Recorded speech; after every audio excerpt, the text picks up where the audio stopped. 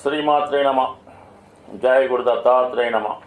ఈ వీడియోలో మనం జనవరి 5వ తారీఖు నుంచి 11వ తారీఖు మధ్యలో జరగబోయే వార ఫలాలు మిథున రాశి వారికి ఏ విధంగా ఉండబోతున్నాయి అని తెలుసుకునే ప్రయత్నంలో ఈ వార ప్రారంభంలో మిథున రాశి వారు ఎక్కువగా పుణ్యక్షేత్రాలు దర్శించడం కానీ, విహారయాత్రల్లో పాల్గొనడం కానీ, లేదంటే ఏదైనా ఒక ముఖ్యమైనటువంటి వివాహ వేడుకలో ఎంటర్టైన్మెంట్ కార్యక్రమంలో పాల్గొనడం జరుగుతుంది.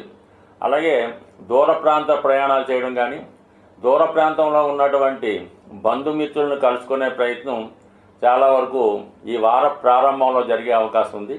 ముఖ్యంగా ఈ రాశిలో ఉన్నటువంటి స్త్రీలకి ఉద్యోగంలో మార్పు కానీ, నూతన ఉద్యోగ ప్రయత్నాలు ఫలించడం కానీ చాలా వరకు అనుకూలంగా ఉన్నది. అటువంటి ప్రయత్నాలు చేస్తున్నవారు మరి ఈ వారంలో కంపల్సరిగా కొత్త ఉద్యోగ అన్వేషణ చేసుకుంటే 100కి 100 కొత్త అవకాశాలు రావడం జరుగుతుంది. ఎవరైతే నిరుద్యోగం లాంటి వారు చిన్న చిన్న పార్ట్ టైం ఉద్యోగాల కొరకు ప్రయత్నం చేస్తున్నారో వారికి కూడా చాలా వరకు ఈ సమయంలో కొత్త అవకాశాలు రావడం జరుగుతుంది. మరి వృత్తిరీత్యా ఈ ఎంటర్టైన్మెంట్ రంగంలో ఉన్న వాళ్ళకి ప్రతిభకు తగిన గుర్తింపు రావడం జరుగుతుంది.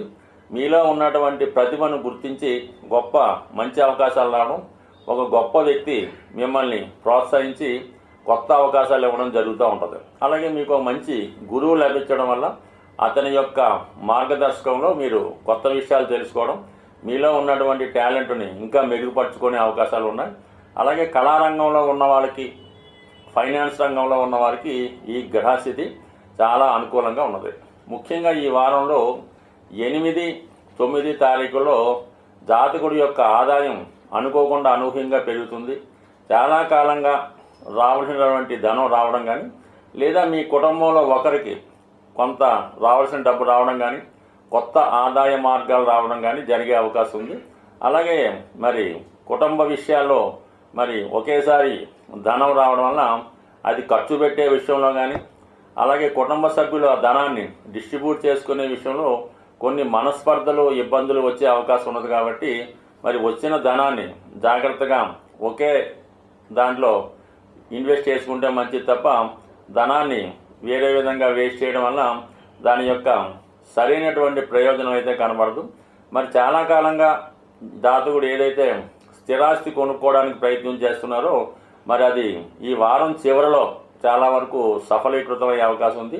మీరు ఎటువంటి గృహాన్ని ఆస్తినో కొందామనుకున్నారో అటువంటి ఆస్తి మీకు ఈ వారం చివరిలో లభించే అవకాశం ఉంది. కాబట్టి దానికి మీరు ధనం కూడా ప్రిపేర్ చేసుకుంటే సమయానికి మీరు అది ఫుల్ఫిల్ చేసుకోవచ్చు. ఇక్కడ సప్తమ స్థానంలో ఏర్పడినటువంటి బుధాదిత్య యోగం మీకు చాలా వరకు కొత్త వ్యాపార భాగస్తుల్ని నియమించుకోవడం కానీ, అలాగే మీ యొక్క జీవిత భాగస్వామి యొక్క హోదా పెరిగే అవకాశం ఉన్నది.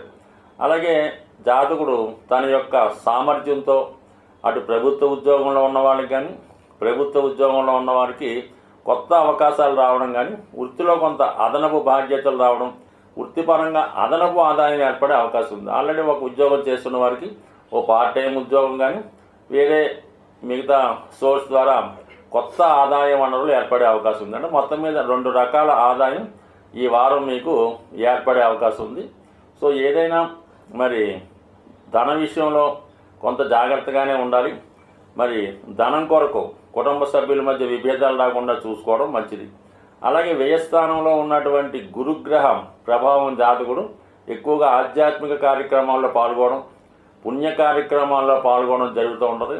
మంచి కార్యక్రమాలకి ధన సహకారం చేసే అవకాశం ఉంది. అలాగే అనుకోకుండా మరి ఈ వారంలో కుటుంబంలో ఒకరికి కొద్దిపాటి అనారోగ్య సమస్యల వల్ల ఏదైనా వైద్యశాలను దర్శించడం కానీ, దానికి తగినటువంటి ఈ వైద్యం సంబంధించిన ఖర్చులు జరిగే అవకాశం ఉంది. టోటల్గా మరి ఈ మిథున రాశి వారికి ఈ వారంలో నూతన ఉద్యోగ ప్రయత్నాలు ఫలిస్తాయి. అలాగే ధనరాబడి గతంలో కన్నా చాలా ఎక్కువగా ఆదాయం కూడా పెరిగే అవకాశం ఉంది. స్వస్తి. ఈ వారం గ్రహస్థితిని అనుసరించి జాతక దోషాలు ఉన్నవారికి, అటు వ్యాపారంలో బాగా నష్టపోతున్న వారికి, అటు వివాహ జీవితంలో ఇబ్బందులు పడుతున్న వారికి 2 ముఖ్యమైనటువంటి రోజులు రావడం జరిగింది. అందులో ఒకటి ఏంటంటే మనకి ఈ జనవరి 10వ తారీఖున ఈ వైకుంఠ ఏకాదశి సందర్భంగా ఉత్తర ద్వార దర్శనం జరుగుతూ ఉంటుంది. మరి మీరు మీ సమీపంలో ఉన్నటువంటి వైష్ణవ దేవాలయాల్లో ఆ రోజు భగవంతుణ్ణి సందర్శించుకోవడం వల్ల ముఖ్యంగా మీ యొక్క ఆర్థిక పరమైనటువంటి సమస్యలు పరిష్కారం అయ్యే అవకాశం ఉంది. అంటే బుధగ్రహ అనుగ్రహం ఎవరికైతే కావాలో, అంటే బుధుడు బలంగా ఉంటే అటు విద్య బాగా వస్తుంది, వ్యాపారం బాగా నడుస్తుంది, ఎవరితో కూడా మోసపోకుండా నష్టపోకుండా బుధుడు మీకు సంపూర్ణమైనటువంటి జ్ఞానాన్ని ఇవ్వడం జరుగుతూ ఉంటుంది. అటువంటి బుధగ్రహ అనుగ్రహం మీకు ఈ ఉత్తర ద్వార దర్శనం ద్వారా లభించే అవకాశం ఉంది.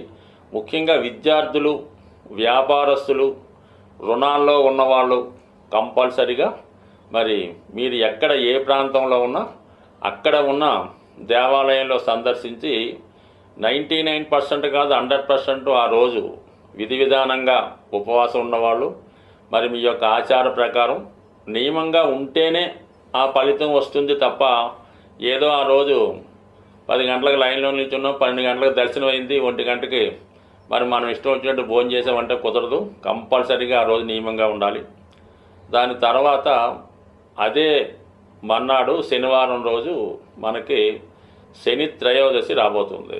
ఇది ఏ గ్రహం ఏ ఫలితం ఇవ్వాలన్నా, ఎటువంటి సమస్య నుంచి బయటపడాలన్నా ముందుగా మరి శివుని యొక్క అనుగ్రహం ఉండాలి. అంటే శనీశ్వరుని యొక్క అనుమతి ఉంటేనే మిగతా గ్రహాలు మీకు మంచి ఫలితాన్ని ఇవ్వడం జరుగుతుంటుంది. కాబట్టి విధి విధానంగా ఆ రోజు కూడా మీరు శని త్రయోదశి రోజు మరి శివాలయంలో ఉన్నటువంటి నవగ్రహాలని సందర్శించుకొని అక్కడ విధి విధానంగా ముందుగా 9 గ్రహాలని పూజించి చివరగా శని భగవానుడికి తైలాభిషేకం లాంటిది చేసి పరిశుభ్రంగా మరి అక్కడ పూజ పూర్తి చేసుకొని అదే దేవాలయంలో శివుడికి కూడా చక్కగా రుద్రాభిషేకమో ఏదో అభిషేకం చేయించుకొని ఆ దేవాలయంలో సుమారుగా ఒక గంట సేపు 2 గంటలు చక్కగా అక్కడ ఉండి వీలైతే ఆ భక్తులకి సేవ చేసి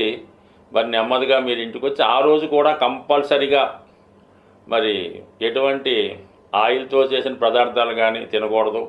చక్కగా ఫ్రూట్సో మరి చక్కగా ఆయిల్ లేని తినటం. ఆ ఒక్కరోజు భూమి మీద పడుకోవాల్సి ఉంటుంది. అంటే దుప్పటి చాప అది వేసుకోవచ్చు.